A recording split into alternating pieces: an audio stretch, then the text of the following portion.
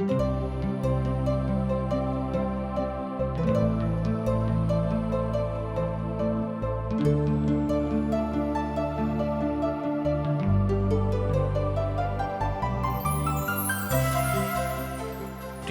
India द्वारा प्रस्तुत आशक इजोत में अहाँ के स्वागत अछि।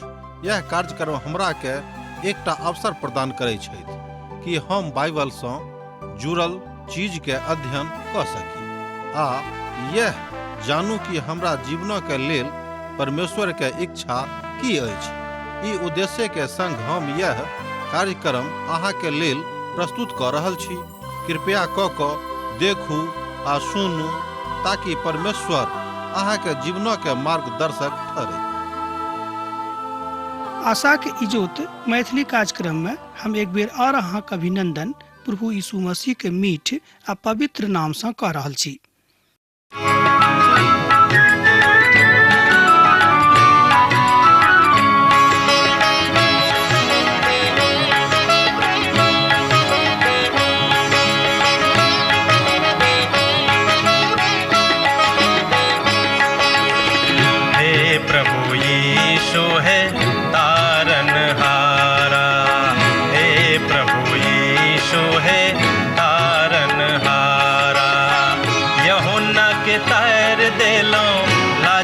के प्राण बचैलो यूहन्ना के तैर देलो, लाजरस के प्राण बचैलो, मरथा के आश पुरैलो। हमर थिकौं आहा बड़ प्यारा, हमर थिकौं आहा बड़ प्यारा। हे प्रभु यीशु हे तारनहारा, प्रभु यीशु है तारनहारा।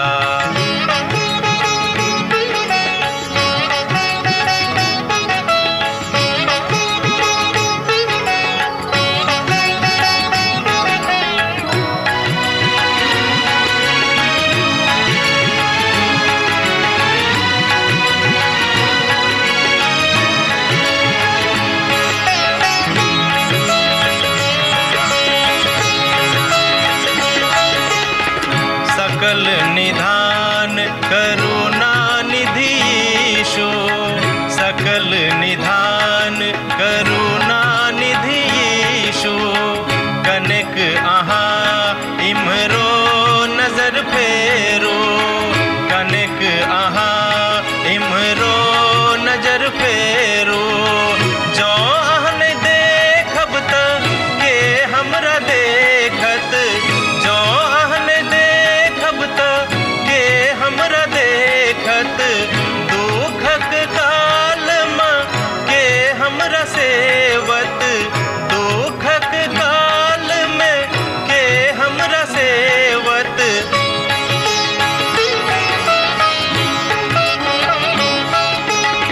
सत्यक बाट देख लो चलू हमरा, सत्यक बाट देख लो चलू हमरा।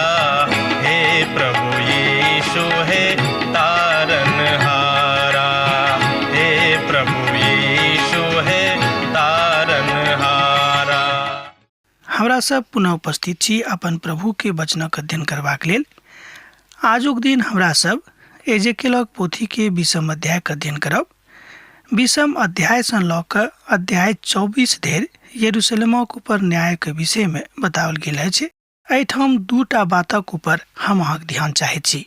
ध्यान दियौ, हम दूटा बातक ऊपर विशेष कऽ कऽ अहाँके ध्यान चाहैत छी। ओ अछि एहि लोकक ऊपर परमेश्वरक न्याय और परमेश्वर के लोकक ऊपर परमेश्वरक न्याय। एक बेर और ध्यान दियौ, एहि लोकक ऊपर परमेश्वरक न्याय, दोसर अछि परमेश्वर के लोकक ऊपर प्रभु के न्याय।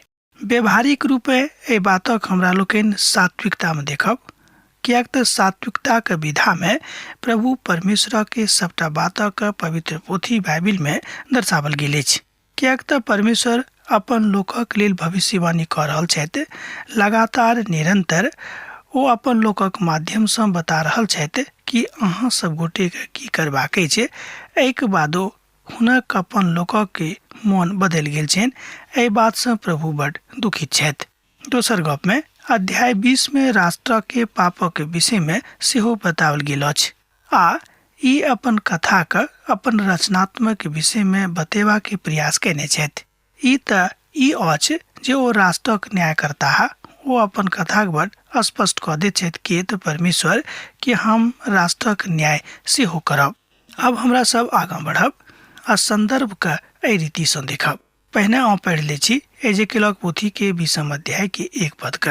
7 बरखा के 5 मास के 10 दिन के इजरायलक कतेक पुरनिया यहोवा के प्रश्न करबाक लेल अयलाह और हमरा सन्मुख में आबि कऽ बैस गेलाह।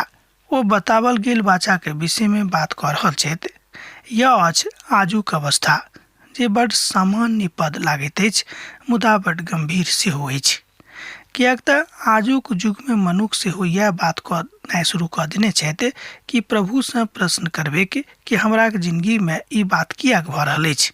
आ जेना जेना जतेक लोक एजेकियलक लग में औताह ओ सब वचनक भूखल प्यासल नहि छथि मुदा ओ सब प्रभु से प्रश्न करबाक लेल आबि रहल छथि कि ई घटना बा एहि तरहक बात हुनका सभक जिंदगी में किया के भेलनि वा किया के होअवला छैक। ई घटना यरूशलेम के विनाशक लगभग 590 वर्ष पहिने भेल छलैक। अर्थात ई घटना ऐतिहासिक दृष्टिकोण से ईसा पूर्व 590 ईस्वी में घटल छलैक। यरूशलेम के विनाशक भेल रहेक सेहो मानि सकैत छी। आ किछु विद्वान सब एहि बातक 588 ईस्वी पूर्व मानैत छथि। ओ कहैत छथिन कि 586 ईस्वी पूर्व में ओ सब एहि बातक देखने रहथि, तैं ओहि बातक प्रमाण ओहि कालक किछु कालक बाद जाके देखलथि। एहि तरह बताओल गेल अछि। आब जे हुएक मुदा ई बात सत्य अछि कि वही लग पास में यरूशलेम के विनाश भऽ गेल रहेक, जेना कि प्रभु के वचन एजेकियलक लग में आबि कऽ एहि बातक बता देलखिन। तहन यहोवा की वचन हमरा लग में पहुँचल। एजेकियल पुनः अपन पुरना अंदाज में आबैत छथि और बाजैत छथि कि तहन यहोवा के ई वचन हमरा लग में पहुँचल। एजेकियलक पोथी 20 अध्याय के 2 पद। वो अपन वचन ने मुदा अपन प्रभु के वचन दऽ रहल छथि, अपन उद्धारकर्ता के वचन दऽ रहल छथि, अपन चराचर परमेश्वरक वचनक बाजि रहल छथि।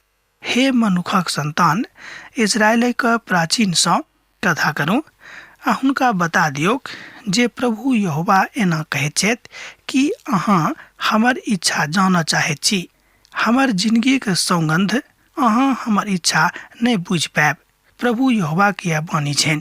हे मनुखक संतान, कि अहाँ हुनक न्याय करबनि कि अहाँ हुनक न्याय नहि करब। हुनक पूर्वजक घृणित काजक हुनका बता दियौन। एजेकियलक पोथी 20 अध्याय के 3 पद आ 4 पद ए बात कहैत अछि। एहिठाम पिता परमेश्वर बड स्पष्ट रूप में एजेकियल सँ गप कऽ रहल छथि आ बाजि रहल छथि जे एहि सबके बता दियौ कि हुनक पूर्वज सब कतेक घृणित हमरा विरुद्ध में पाप कयने छलाह, काज कयने छलाह, तैं हुनका सभक जिंदगी में एहि तरह घटना घटलनि, एहि तरह के बात भेलनि। ई लोग सब प्रभु के शिकायत आ अवहेलना करऽ वाला लोग रहथि। ओ कहैत छथि जे ओ कहैत छथिन कि हम अनुगर कोनो बात नहीं करब, मुदा अनर्गल ओहि बातक के प्रतिपक्ष में प्रभु के महिमा के बातक करब जे एजेकियल के हृदय की इच्छा रहनि। मुदा हुनका सभक मन विनष्ट, पाप और अनर्गल बात में लागल छलनि। एखनो हुनका सभक मन एखनो हठी छनि। यह बात बड सत रूप में उजागर भऽ कऽ सन्मुख में आबैत अछि। तै यिर्मयाह कहैत छथि कि मनो के अनुसार ने मुदा आत्मा और प्रभु के अनुसार चलू। जब हम मनो के अनुसार चलब तऽ जिंदगी में बहुत दुख भोगब। यह एजेकियल हुनका एही संगे बता रहल छथि कि अहाँ के की करबाक अछि, कियाक तऽ परमेश्वर अपन शिकायत और अपन बातक पूरा करऽ जा रहल छथि।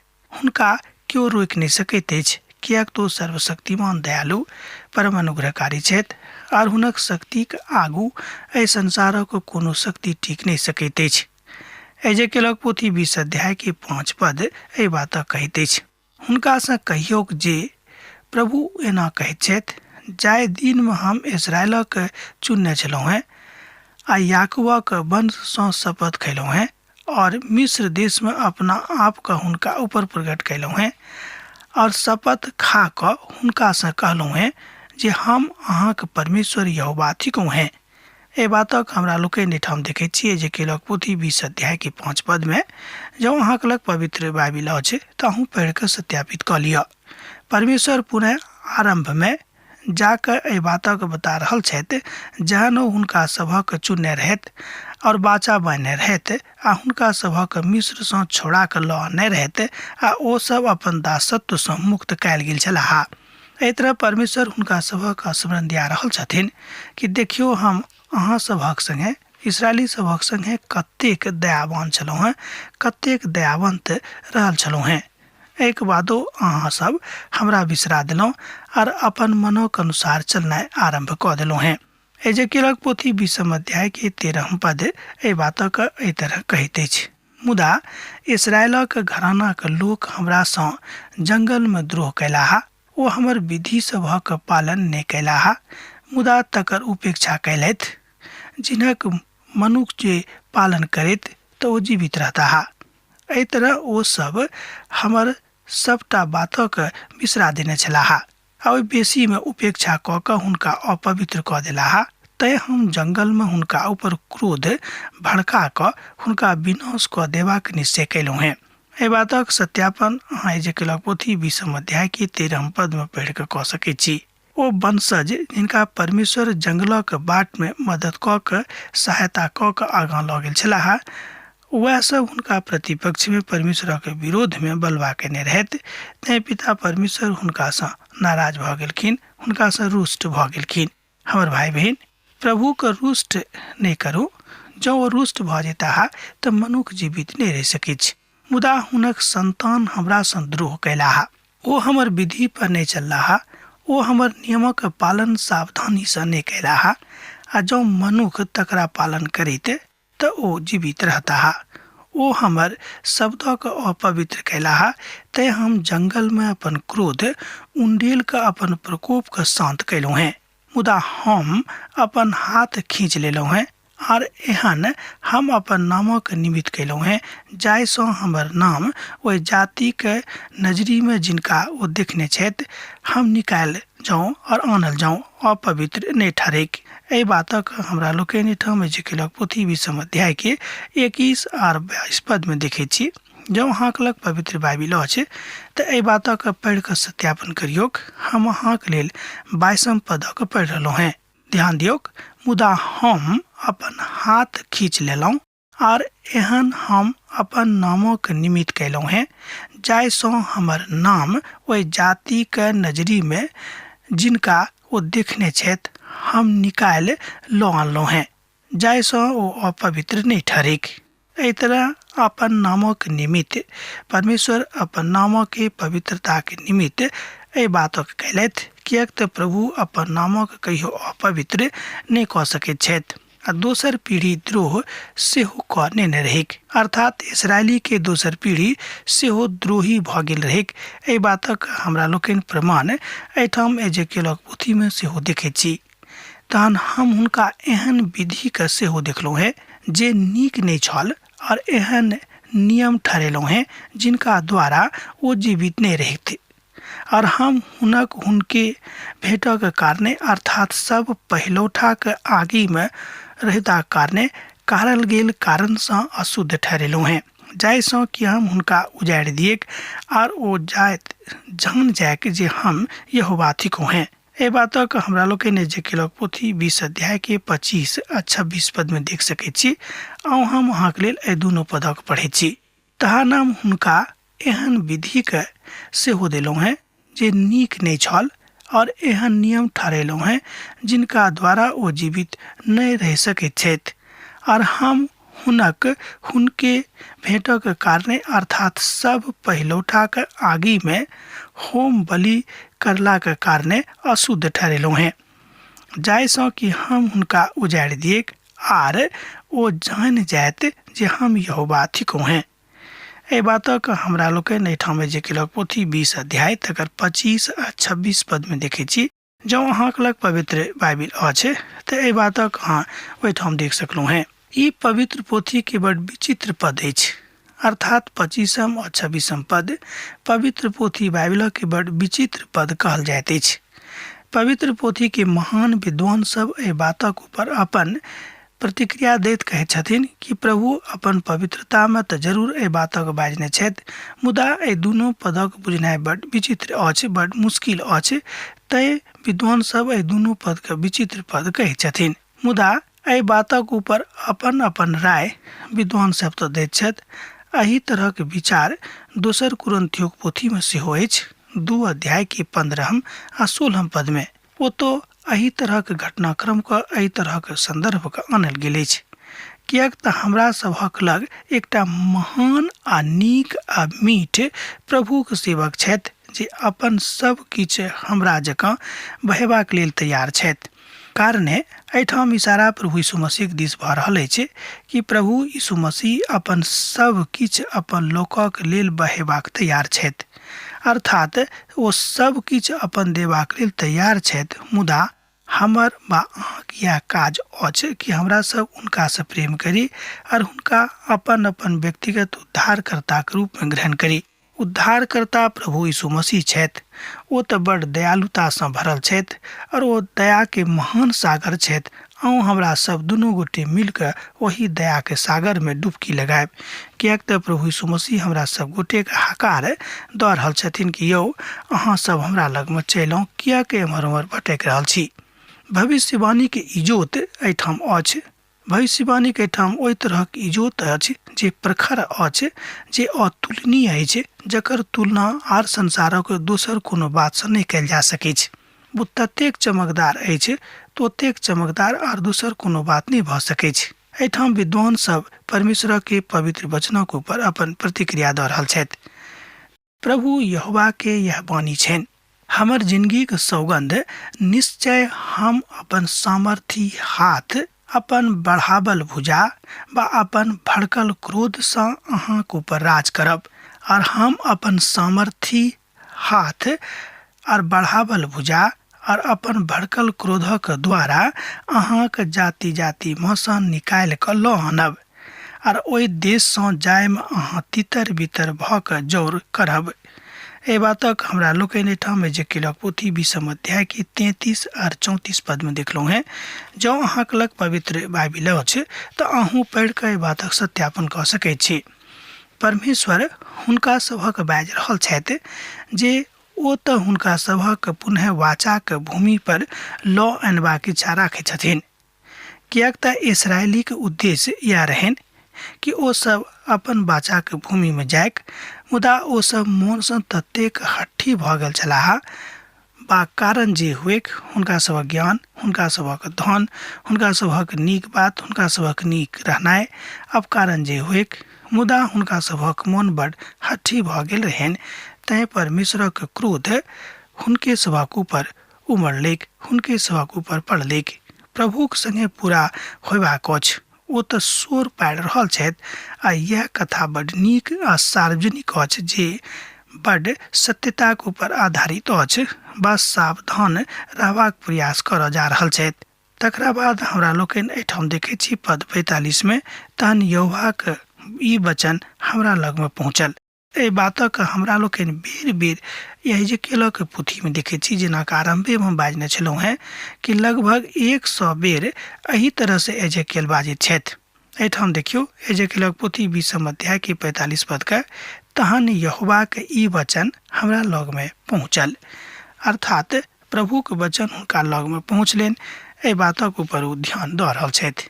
हे मनुखक संतान, अपन मुख तेमानक दिस करियोक, हाँ दक्षिणक विरोध में बाजियोक और नेगेबक वन्य प्रदेशक विरोध में भविष्यवाणी करियोक। अहाँ मेगेबक वन्य प्रदेशक बाजियोक, यहोवाक एही वचनक सुनियोक। प्रभु यहोवा एना कहैत छथि, देखियोक हम अहाँ में आगि लगाएब वाला छी और अहाँ मेकाक सूखल और हमरा हरा भरा समस्त गाछक हम नष्ट कऽ देब। भड़कल लौ बुझत ने, मुदा दक्षिण से उत्तर धरि समस्त क्षेत्रक हम भस्म कऽ देबिक। एहि बातक सत्यापन अहाँ एजेकियलक पोथी 20 अध्याय के 45 पद सँ लऽ कऽ 47 पद में कह सकै छी। हमरा संगे अहाँ देखियो पद 47 के। अहाँ मेघावक वन्य प्रदेशक बाजियोक, यहोवाक एहि वचनक सुनियोक। प्रभु यहोवा एना कहैत छथि, देखियोक हम अहाँ में आगि लगाब आर बाला गाछ में से मेका के सूखल और हरा भरा समस्त गाछक नष्ट कऽ देब। भड़कल लऽ बुझत ने, मुदा दक्षिण सँ उत्तर धरि समस्त क्षेत्रक हम भस्म कऽ देबिक। एहि तरह हमरा लोग देखे छी कि परमेश्वर बाजि रहल छथि कि जहन हमर क्रोध भड़कत, हमरा केओ शांत नहीं कऽ सकैत छथि, कियाक तऽ हम सर्वशक्तिमान पिता परमेश्वर थिकु हैं। संसारक कोनो शक्ति परमेश्वरक शक्ति के सन्मुख में टिक नहीं सकैछ, हुनक सामना नहीं कऽ सकैत अछि। एहि बातक प्रमाण एठाम एजेकियल दऽ रहल छथि अपन पोथी में 20 अध्याय के 45 पद सँ लऽ कऽ 47 पद में। तैं वो कहै छथिन कि हे मनुखक संतान, अपन मुख तेमानक दिस करियोक, हाँ दक्षिणक विरोध में बाजियोक और नेगेवक वन्य प्रदेशक विरोध में भविष्यवाणी करियोक। कियाक तऽ ओ सब अपन प्रभु के बिसरा देने छलाह, ओ सब अपन यीशु सँ अलग भऽ गेल रहथि, ओ सब अपन उद्धारकर्ता के चिन्ह छोड़ देने रहथि। एहि तरह एहि बातक प्रमाण एहिठाम भेटैत अछि, जाहिसँ मनुखक क्रोध भड़कैत अछि। दक्षिण प्रदेशक वन्यक विरोध में भविष्यवाणी करियोक। एक बेर आर ध्यान दियोक, दक्षिण प्रदेशक वन्य के विरोध में भविष्यवाणी करियोक। किछु विद्वान बुझैत छथि जे ई यहूदा प्रदेशक विरोध में अछि, आ दोसर लोग बुझैत छथि जे ई नागेवक विरोध में अछि। हाँ, ई दक्षिणी हिस्सा में भेल छल। अहाँ बुझि कऽ आश्चर्य में पड़ि जायब जे ई तऽ जंगल में भेल छल। आ जे भेल हुएक परमेश्वरक भय हुनका में समा गेलनि, आर ओ सब अति आतंकित भऽ गेल रहथि। ओ कहलनि जे हम तऽ हटा देब आ सबटा बातक एम्हर उम्हर तितर बितर कऽ देब, आ एहि भूमि के एम्हर सँ उम्हर कऽ देब। मधु आ दाख मधु सँ जे भरल स्थान छल, तकरा हम कायर स्याह स्थानक रूप में परिवर्तित कऽ देब। एहि के द्वारा एहि के लेल एहिठाम जंगल शब्दक प्रयोग कयल गेल अछि। विद्वान सब कहै छथिन कि एहि द्वारा पिता परमेश्वर जंगल शब्दक प्रयोग केने रहथि। एहि तरह हमरा लोग देखे छी कि प्रभु के महान महिमा और महान कृपा हुनका सभक जिंदगी में अब बड़ कम होइत रहनि। मुदा जौं अहाँ आजुक दिन में जौं ओतऽ जाकर देखब तऽ ई नहीं बाजब बा ई बातक नहीं बाजि सकलहुँ हैं जे अब तऽ एहिठाम दूध और मधु के खूब नीक जकाँ नदी बहि रहल अछि। अर्थात ओ प्रदेश एखनो जतऽ ओहि काल में छल बड़ विचित्र अवस्था में अवस्थित अछि। हुनक दशा बड़ खराब भऽ गेल अछि। अखन ओतऽ पानिक लेल लोग एम्हर उम्हर भटकैत छथि। तहन अहाँ बुझि सकलहुँ हैं कि लोक कोना कऽ अपन पापक कारणे अतेक विभत्स अवस्था में आबि गेल छथि। बहुत बेर हमरा सब अपन ज्ञानक घमंडक कारणे, अपन दैहिक सुंदरता के कारणे, अपन धनिक भेला के कारणे बहुत तरहक घमंड मनुखक जिंदगी में रहैत अछि। आ जहन घमंड मनुखक हृदय में समा जाइत अछि, तहन ओ दूसरा के बड़ कमजोर बुझनाइ शुरू कऽ दैत अछि। आ यह पाप मनुख के परमेश्वर सँ अलग कऽ दैत अछि। आ जहन मनुख परमेश्वर सँ अलग भऽ जाइत छथि, तहन ओ तरह तरहक पाप एक सँ एक बढ़ि कऽ घृणित पाप करनाइ आरंभ कऽ दैत छथि, कियाक तऽ हुनका हृदय सँ परमेश्वरक प्रेम समाप्त भऽ जाइत छनि। तैं एहिठाम शैतान कामयाब भऽ जाइत छै, आर मनुख शैतानक जाल में फंसि कऽ परमेश्वरक विरोधी भऽ जाइत अछि। यह अवस्था एहिठाम इजरायली के भऽ गेल रहनि। तैं एजेकियल हुनका समझा रहल छथि, बुझा रहल छथि कि यौ, अहाँ सब अपन अद्भुत प्रभु के किया के छोड़ि देने छी। तैं एहि तरहक अद्भुत भविष्यवाणी भऽ रहल अछि कि हम नेगेवा के समस्त प्रदेश के नष्ट कऽ देब, आ दक्षिण दिशा के जतेक जंगल प्रक्षेत्र अछि तकरा हम जरा कऽ भस्म कऽ देब। आ एहि के बाद कहियो एहिठाम पानि नीक सँ नहि भेटतैक। एहि भविष्यवाणी के हमरा लोकनि एखनो देख सकै छी, कियाक तऽ एहिठाम एहि संसार में, एहि धरती में जाहिठाम एहि प्रदेश छल, एखनो एहि धरती पर अछि, ओतऽ अखन पानि के बड़ अभाव अछि। जे केओ ओतऽ गेल छथि ओ एहि बातक गवाही दैत छथिन कि हाँ, ओहिठाम पानि के बड़ अभाव छैक। यह बात हमरा सभक बुझबाक अछि कि जहन प्रभु नहीं रहता तो हमरो सभक जिंदगी में पानि के बड़ अभाव भ सकै छै। एठाम पानि शब्द शांति, एठाम पानि शब्द आशा, एठाम पानि शब्द जिंदगी के इजोत, एठाम पानि शब्द जिंदगी के आनंद के द्योतक अछि। यह भविष्यवाणी पूरा एखनो होइत हमरा लोकनि ओहि प्रक्षेत्र में देख रहलहुँ हैं। आजुक परिप्रेक्ष्य में, आजुक संदर्भ में हमरा लोग के एहि बातक ऊपर ध्यान देबाक अछि, सम्हरि कऽ रहबाक अछि कि प्रभु कतौ हमरा सबसँ नाराज तऽ नहि भऽ रहल छथि। यह बात प्रमाणित रूपे एहिठाम एजेकियल बाजि रहल छथिन कि इजरायली के पीड़ा यह रहै, इजरायली के गलती यह रहै कि वो अपन प्रभु के स्वरक नहीं सुनै छलाह। आजुक युग में हमरा सभक हाथ में परमेश्वरक पवित्र वचन अछि, एक बादो हमरा लोकनि हुनका नहीं मानैत छी। एही बात से एजेकियल के बड़ दुख भेल रहनि आ आजुक युग में यह घटना घटि रहल अछि। आजुक परिप्रेक्ष्य में आजुओ के मनुख एही तरहक भऽ गेल छथि आरो अपन प्रभु के चिन्हाय बिसरा देने छथि, कियाक तऽ हुनका मन में अपन हाथ बहुत मजबूती के साथ काज कऽ रहल छनि। अब आजुक के दिन हमरा एही ठाम समाप्त करबाक आज्ञा दिअ। अहाँ से दोसर दिन दोसर कार्यक्रम में पुनः भेंट हैत। जेना अहाँ सब हमरा एठाम पाती लिखैत रहै छी, लिखैत रहब, हमरा बिसरायब नहि। प्रभु यीशु मसीह के नेह अहाँ के जिंदगी में बनल रहे। आमीन। हमर विश्वास अछि कि ई कार्यक्रम अहाँ के लेल लाभदायक सिद्ध अछि। हम चाहै छी कि अहाँ अपन आशीषक के हमरा संग साझा करू। जँ अहाँ के नजीक बाइबल सँ आ जीवन सँ संबंधित कोनो प्रकार के प्रश्न भऽ सकै अछि तऽ अपन समस्या के लेल प्रार्थना करबा के लेल जँ चाहै छी तऽ हमरा फोन नंबर पर जरूर संपर्क कऽ सकै छी। परमेश्वर अहाँ सब के लेल एकटा सुंदर, सुखद, आनंदित दिन प्रदान करै।